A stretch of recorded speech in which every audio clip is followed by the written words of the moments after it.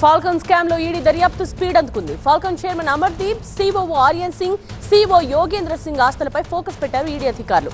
పరారీలో ఉన్న అమర్దీప్ తో పాటు మరో 15 మందికి లుకౌట్ నోటీసులు జారీ అయ్యాయి. మల్టీ లెవెల్ మార్కెటింగ్ స్కీమ్ల పేరిట కొల్లగొట్టిన డబ్బుతో అమర్దీప్ చార్టర్డ్ ఫ్లైట్ కొనుగోలు చేసినట్టుగా గుర్తించారు. ఈడీ పిడి బిగించగానే అమర్దీప్ తో పాటు నిందితులు చార్టర్డ్ ఫ్లైట్ లో దుబాయ్కి పారిపోయారు. అయితే ఫ్లైట్ ను హైదరాబాద్ కు తిప్పి పంపారు. 14 కోట్ల విలువ చేసే చార్టర్డ్ ఫ్లైట్ ను ఈడీ స్వాధీనం చేసుకుంది.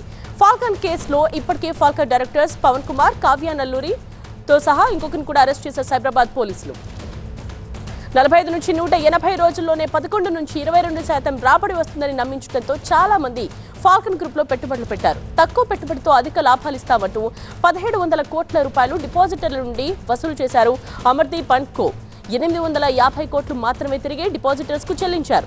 అధిక వడ్డీ లేదు. అసలు కేసులు రావడంతో బాధితులు సైబరాబాద్ పోలీసులను ఆశ్రయించారు. అలా ఫాల్కన్ స్కామ్ బయటపడింది. 20 మందిని నిందితులుగా పేర్కొంటూ ఎఫ్ఐఆర్ నమోదు చేశారు పోలీసులు.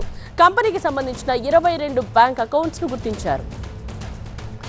ఫాల్కన్ కేసుపై ఒకవైపు ఈడీ ఉచ్చు బిగుస్తోంది. మరోవైపు white collar criminals Amardeep and కోను దుబాయ్ నుండి రప్పించేందుకు అన్ని మార్గాల్లో ప్రయత్నిస్తున్నారు సైబరాబాద్ పోలీసులు. ప్రిన్సిపల్ కరెస్పాండెంట్ జ్యోతి లైవ్ లోనే సిద్ధంగా ఉన్నారు మరిన్ని డీటెయిల్స్ తో. సో జ్యోతి, వారిని దుబాయ్ నుండి రప్పించడానికి చేస్తున్న ప్రయత్నాలు ఎక్కడి దాకా వచ్చాయి అండ్ అలాగే బాధితుల సంఖ్య కూడా రోజు రోజుకు పెరుగుతోంది. ఈ కేసుకు సంబంధించిన అప్డేట్స్ ఏంటి? ఎస్ నేత్ర, ఫాల్కన్ కేసుకు సంబంధించి మాత్రం ఒకవైపు సైబరాబాద్ పోలీసులతో పాటుగా ఈడీ అధికారులు దర్యాప్తును వేగవంతం చేశారు. ఇప్పటికే ఈ కేసులో కీలక నిందితులుగా ఉన్నటువంటి ఫాల్కన్ చైర్మన్గా ఉన్న అమర్దీప్ సింగ్తో పాటుగా సిఈఓగా ఉన్నటువంటి ఆర్యన్ సింగ్, సిఈఓగా ఉన్నటువంటి యోగేందర్ సింగ్, ఈ ముగ్గురికి సంబంధించినటువంటి ఆస్తుల మీద పూర్తి స్థాయిలో కూడా ఈడీ అధికారులు ఫోకస్ పెట్టడం జరిగింది.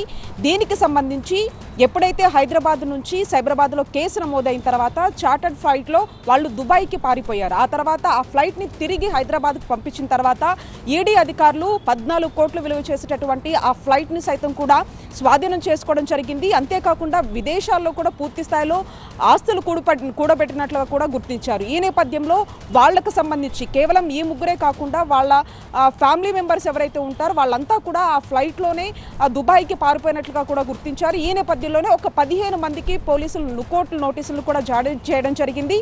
అంటే పెట్టుబడులు పెట్టిన తర్వాత అధిక వడ్డీలు ఇస్తామంటూ కూడా ఈ మోసాలకు పాల్పడ్డారు. ప్రధానంగా ఓవరాల్గా 1700 కోట్లు అయితే దాంట్లో 850 కోట్ల వరకు కూడా చెల్లించడం జరిగింది. రిమైనింగ్ ఏదైతే 850 కోట్లకు సంబంధించి ఒక్కసారిగా కూడా బాధితులు ఏదైతే డిపాజిట్లు కట్టిన తర్వాత ఆ డిపాజిట్లకు సంబంధించినటువంటి అధిక వడ్డీ రాకపోవడంతో కూడా సైబరాబాద్ పోలీసులను ఆశ్రయించడం జరిగింది. ఈ నేపథ్యంలో దేశవ్యాప్తంగా దాదాపుగా ఇప్పటి వరకు కూడా 6600 చిల్లర్కి పైగా కూడా బాధితులు ఉన్నటువంటి పరిస్థితి. ఒకవైపు ఎన్ఆర్ఐలు కావచ్చు, అంతేకాకుండా సామాన్య ప్రజలు కావచ్చు, వీళ్ళంతా కూడా ఉన్నారు.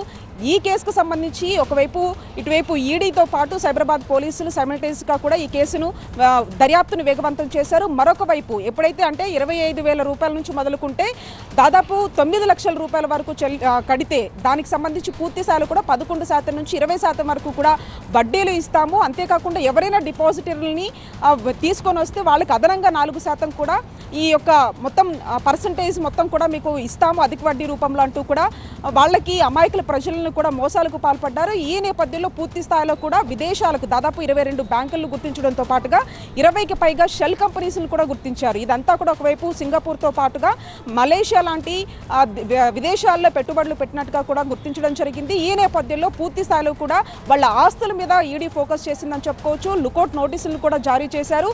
వాళ్ళని అంటే ఆ లుకౌట్ నోటీసులకు సంబంధించి పూర్తి స్థాయిలో కూడా పోలీసులు మాత్రం పూర్తి స్థాయిలో వేగవంతం చేశారని చెప్పుకోవచ్చు. దీనికి సంబంధించి ఒక్కొక్కరుగా బాధితులు కూడా పెరుగుతూ ఉన్నారు. ఈడీ అదే స్థాయిలో కూడా వాళ్ళ ఆస్తులకు సంబంధించి కూడా పూర్తి స్థాయిలో ఫోకస్ పెట్టిందని చెప్పుకోవచ్చు. రైట్ జ్యోతి.